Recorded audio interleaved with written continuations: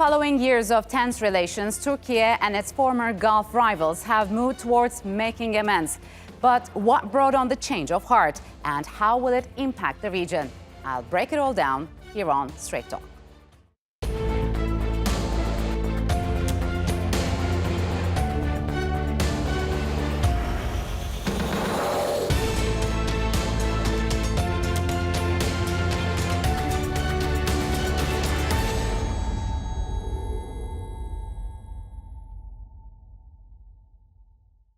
Hello and welcome to Straight Talk. I'm Ayşe Süberker. One of Turkey's many foreign policy goals this past year has been to repair delicate relations with countries in the Middle East. A visit by the UAE de facto ruler, Crown Prince Mohamed bin Zayed Al Nahyan, to Ankara last month ended years of hostility between the two countries. And as Hadia Al-Alawi explains, significant efforts were also made to normalize relations with other regional powers, including Saudi Arabia and Egypt. After years of turbulent relations, Turkey is mending ties with some Arab countries. Ankara has thawed icy ties with the United Arab Emirates, Bahrain and Saudi Arabia after they ended their blockade of neighboring Qatar in January. Türkiye olarak tüm Körfez ülkeleriyle olan birlikteliğimizi, dayanışmamızı, bundan sonraki ilişkileri çok daha güçlenerek devam ettirmekten yanayız. A surprising shift in diplomacy between Turkey and the UAE ended years of hostility. The first meeting in a decade between Abu Dhabi's Crown Prince Sheikh Mohamed bin Zayed Al Nahyan and President Recep Tayyip Erdogan yielded substantial economic agreements. During the Crown Prince's visit to Ankara, the UAE announced a $10 billion fund for investments in Turkey. We both have diverse cultures, we are both focused on economic growth, and we both believe that economic progress is key to achieving a sustainable future. In recent months, Ankara said it would also work on its relations with Saudi Arabia. The two countries severed ties in 2018 after the murder of Saudi journalist Jamal Khashoggi in the Saudi consulate in Istanbul. In May, Foreign Minister Mevlut Çavuşoğlu visited Saudi Arabia for the first time in 4 years. Despite some positive outcomes from the trip, Saudi Arabia's imports from Turkey hit an all-time low in June, casting doubts on the fruitfulness of the talks. Turkey has also re-engaged with Arab countries beyond the Gulf region. In May, it held talks with Egypt after 8 years of frozen relations. Last month, Erdogan said he will reappoint an ambassador to Cairo. The two countries broke off diplomatic ties after the overthrow of late President Mohamed Morsi in 2013. Arkadaşlar bizim şimdi yani Mısır'la istihbari, diplomatik ve ekonomik olarak zaten işbirliği sürecimiz devam ediyor. Bunda herhangi bir sıkıntı söz konusu değil. Bunu en üst düzeyde değil de en üst düzeyin şöyle bir tık altında bu devam ediyor. Tabii gönlümüz özellikle ister ki yani Mısır'la olan bu süreci çok daha güçlü bir şekilde devam ettirelim. Despite warming relations with some Arab countries, a decade-long rivalry between Turkey and Syria continues. Ankara opposes the Syrian regime and has backed the opposition since the start of the war. Ankara's military operations in northern Syria are among the issues that remain sticking points. And although Ankara has engaged in diplomatic talks with some previous opponents, it remains at a standstill with Damascus, a reminder that some Arab-Turkish tensions are far from over. Hadia Al-Alawi, Straight Talk. And to discuss further, I'm joined now from Doha by Ali Bakir. He is an assistant professor of political science at Qatar University. In Hamburg is Sara Bazoobandi, a Marie Curie fellow at the German Institute for Global and Area Studies. And here in Istanbul, Tahir Kilavuz is an assistant professor of political science and international relations at Marmara University. A warm welcome to you all. Thanks for joining me on Straight Talk. So the last few years have been anything but cordial when it came to Turkey's relations with most of the Arab world. But now things are slowly changing. So, Sarah, could you walk us through the most significant developments in the Gulf region this past year? Well, the most significant events in the Gulf region is twofold. One is the prospect of a deal or a no deal with Iran, which led to the start of the rapprochement with the Iranian leadership in several countries in the GCC, in Saudi Arabia, in the UAE, in Bahrain. And the next issue is obviously the withdrawal of the United States from the region, Yes. which was a very eminent move from Afghanistan. And I think that made most of the leadership across the region to think about their relationships. And so, Tahir, what's your take on that? What impact did the chaotic U.S. withdrawal from Afghanistan have on regional ties? Well, I mean, it's not only from Afghanistan, but in general, there have been at least an intention from the U.S. governments to turn its focus to other regions as well. That doesn't mean that the United States will leave the Middle East because there are big interests at stake. But starting from Obama administration, and then to some extent during Trump administration as well, there was a willingness to at least decrease the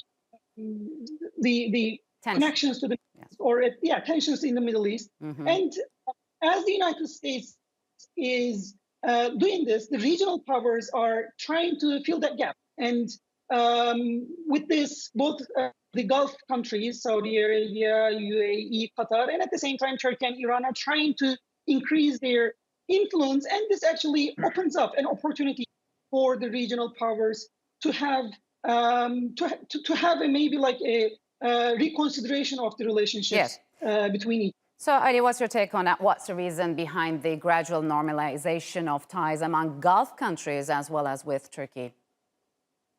Well, I think both regional and international dynamics affected this configuration on the new rapprochement efforts between Turkey and the Gulf countries, mainly the shift from Trump era policies to Biden policies, and second, also the Al-Ula agreement, which paved the way for reconciliation among the GCC countries. Now, this, along with, of course, mutual interests between Turkey and the GCC states, economically and security-wise, also are determinant factors. There is ambiguity when it comes to the nuclear negotiations between the US and Iran on the one hand, and also the credibility of the US as a guarantor for security in the Gulf and for the Gulf monarchies is undermined in the last few years. That's why they are trying to secure another layer of protection, if I may say,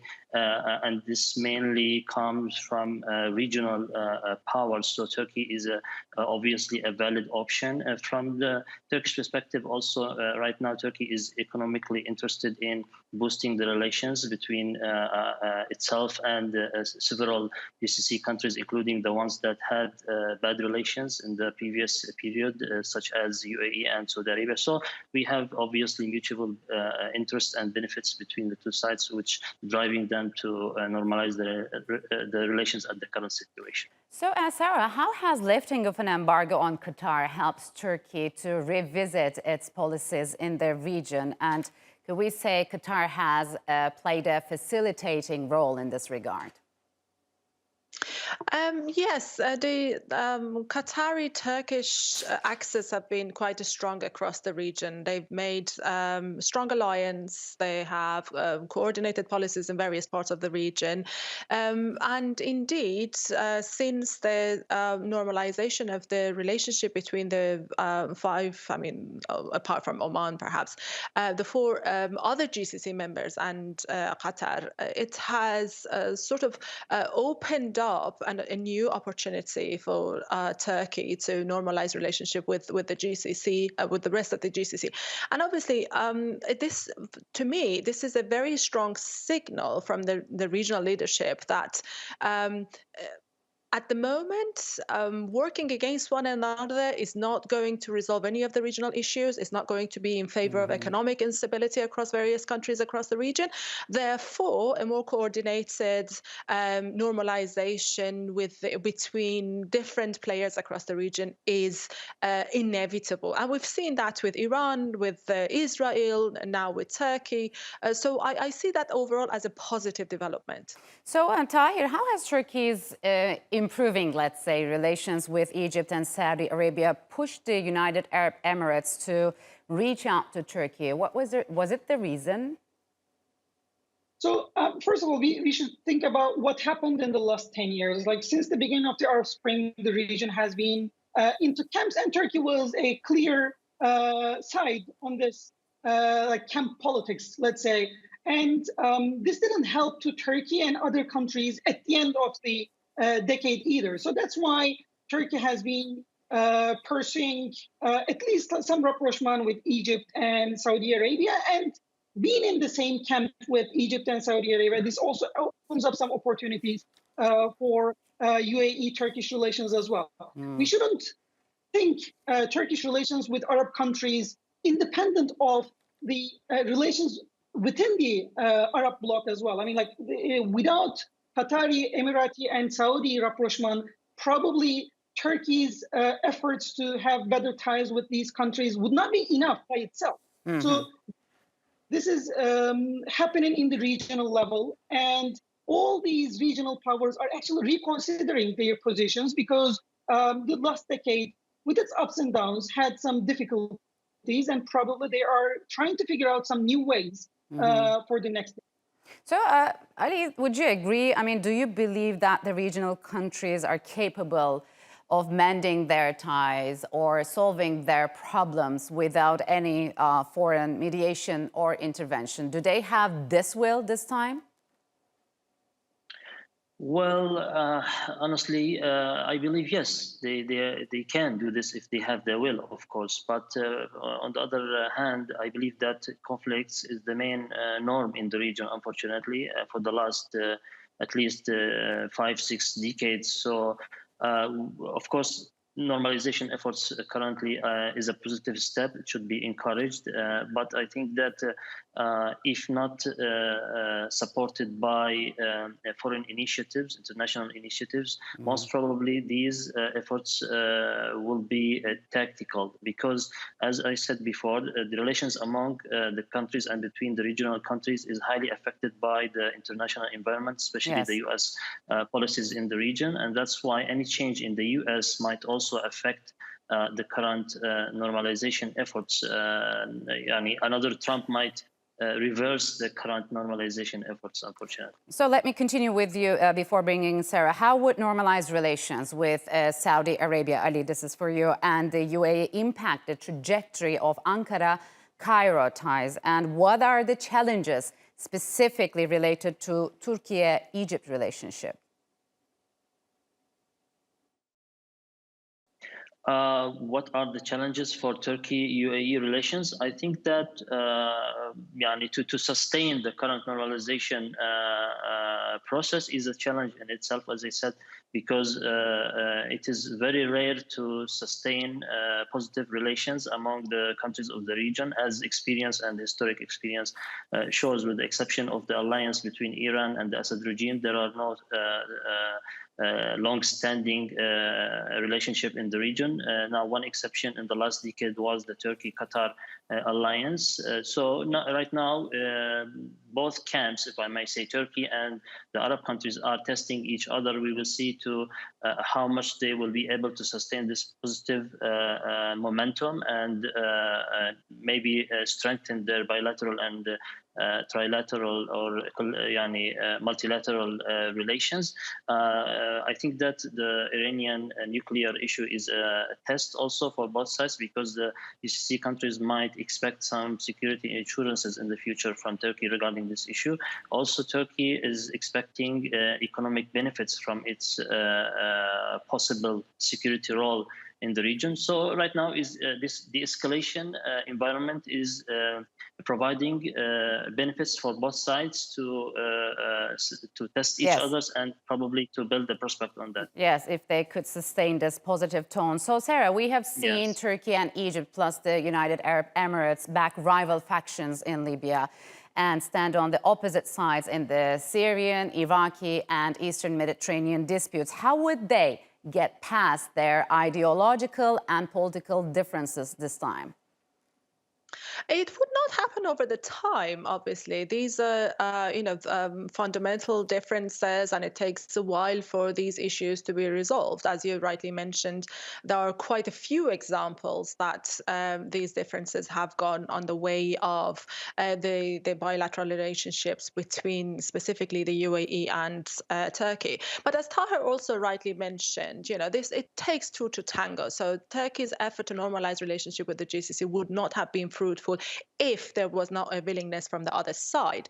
And the willingness from the UAE specifically not only comes from the fact that they have come to the conclusion that the regional tension needs to be de-escalated and they need to get over some of their differences with other regional players, but also events such as, for example, the UAE nomination for the next 2 years of being non-permanent members of the UN Security Council is another reason. So there are several factors, there are several avenues of resolving issues, normalizing, and at the same time facing challenges. But what ultimately is important is that the regional players cannot exhaust their resources in the current climate, in the current global environment, just undermining each other's power. They need to come to some form of conclusion, and they need to be acting on that fast. We're talking about a region that's almost all the regional players are suffering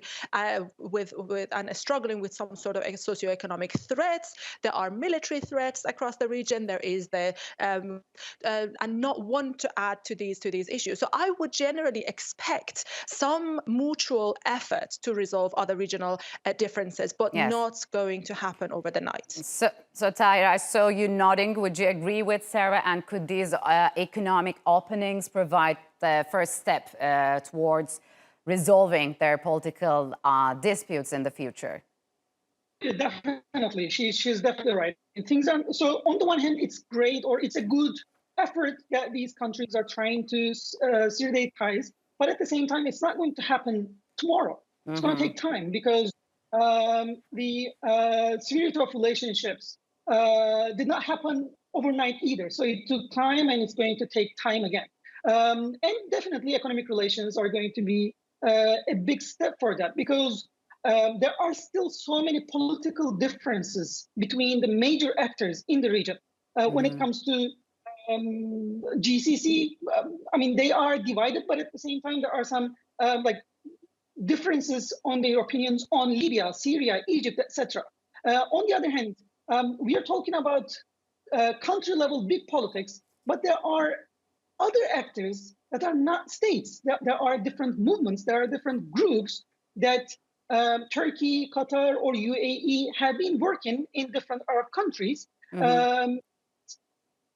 are going to be big challenges as well. So probably the major powers or major regional powers are going to leave their big political differences aside for some time, and will focus on economic and social relations for the next couple of months, or maybe for the next couple of years, and try to improve the relations based on these economic ties, some military ties. But then probably these big political issues will come back and will create new challenges for the relations. So Ali, talk to us about the shared goals and interests Turkiye and the GCC have in common. What are the commonalities? Well, first, we are right now in the post-pandemic era. Everyone suffered economically, obviously, and they are trying to recover. This needs a stable region with integrated economic and investment relations. And as we know, the GCC is an economic power. Also, Turkey is a big economy. It's the biggest actually in the Middle East. So there are obviously economic interests, common economic interests for both sides to cooperate in the coming period. Also, we have the threat perception and the security dimension of the relations. A nuclear Iran is a threat for both sides, that they have been trying to solve this issue, but without a U.S. clear strategy. Obviously, both will come closer to each other regarding this issue. Also, we have the rise of radicalism and terrorism in the last few years. This issue is affecting both sides in different ways, and they need to cooperate on the intelligence level. Finally, the U.S. decline in the region and as you know, since Obama administration till now, yes, there is a decline in the credibility also of the U.S. as a security guarantor. So both will try to fill the vacuum the U.S. is leaving and cooperate on the security level. I think these are the common issues that are driving both sides towards each other at the current moment. All right, Sara, what's been happening on the Iranian front? How is Tehran adapting to these changes? Well, Tehran is struggling with multiple issues. The most important burning issue for Iran domestically is the economic problems and challenges. The new government's facing a whole host of challenges at a domestic level. There is also obviously the nuclear file. There are other regional security threats in Syria, in Iraq, in Afghanistan. Whilst Iran has made advances over the past several years, still, these are all at the same time points of vulnerability for Iran in terms of security and in terms of maintaining the current status quo across the region.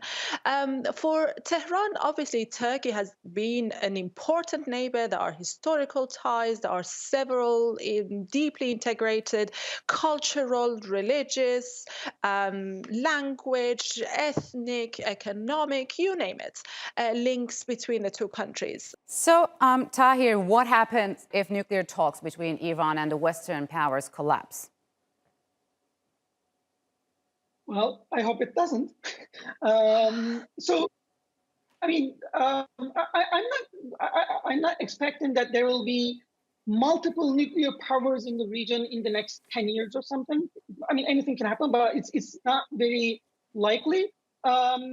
If the nuclear talks collapses, it's going to be bad for U.S.-Iranian relationships, and it's going to affect the entire region as well. I mean, that will increase the tensions within the region. And if there are if there's an agreement between the U.S. and Iran, then probably United States can turn its focus to other regions more. But if not, then we will see an increase in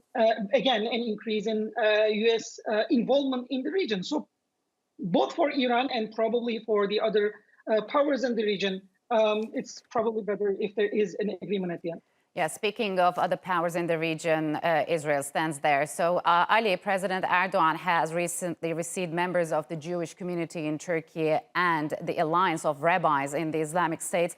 There, he said, despite the differences of opinion on the Palestinian issue, relations with Israel in the fields of economy, tourism, and trade are progressing their own way. So is Palestine the only stumbling block before the full restoration of Turkey-Israeli relations? I think it is one of the most important factors undermining right now the Turkey-Israeli rapprochement efforts. Of course, both sides, Ankara and Tel Aviv, maintained during the last few years the economic relations at a high level. They successfully managed to shield the economic relations from the political quarrel. But at the end of the day, Turkey is saying we are open to strong relations with Israel, but Israel has to realize at the end of the day that this cannot happen if Israel is continuing the violations of the Palestinian rights, because when this happens, Israel should expect reaction from Turkey, given Turkey's regional status and also Turkey's status in the Arab and the Muslim world. So the issue is that Turkey cannot be silent, but at the end of the day, Israel has to realize that this is an important factor if it wants better relations with Turkey. And obviously, there are economic and security interests in the region also for both sides to come closer to each other in the coming period regarding the